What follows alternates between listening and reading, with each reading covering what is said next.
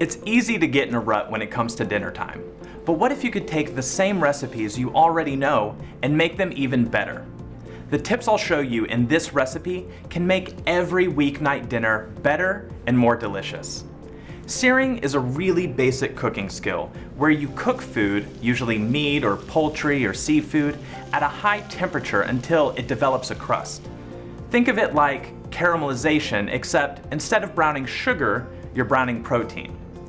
In our roasted chicken and asparagus with pan sauce recipe, searing the chicken thighs deepens the flavor through the Maillard reaction, which is a chemical reaction that gives browned food that distinctive flavor. To get started, you want to get your pan nice and hot, so I preheated my stainless steel nonstick skillet with a tablespoon of oil over medium-high heat for 4 minutes. I've seasoned my chicken thighs with a tablespoon of Dijon rub. Now, if your family doesn't like mustard, you can make it your own with any seasoning you like. Put the chicken in the pan and set a timer for 4 minutes, and then walk away. No shaking, no flipping, no peeking, just walk away. While it's cooking, I'll prep the vegetables. I'm going to use the simple slicer to cut the onion and the mushrooms. I like it because it cuts everything evenly, so it cooks all at the same time. Next, I'll cut the asparagus into bite-sized pieces. Then I'll cut the tomatoes in half with the closing cut.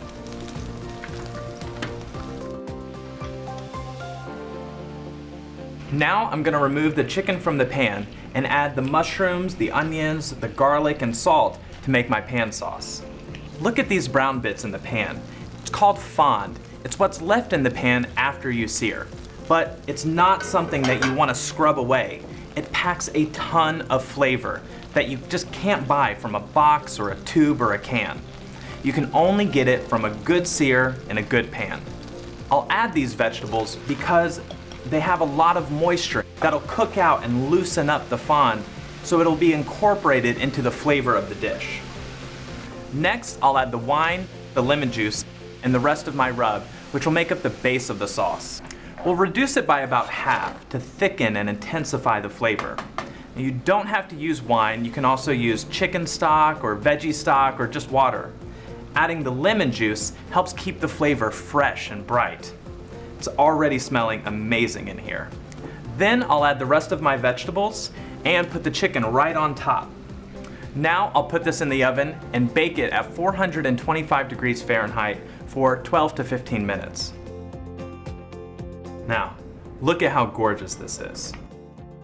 This dish is made with very simple ingredients and some fundamental cooking skills like searing and reducing, but it proves you can turn any recipe into a special meal to share with your family and friends.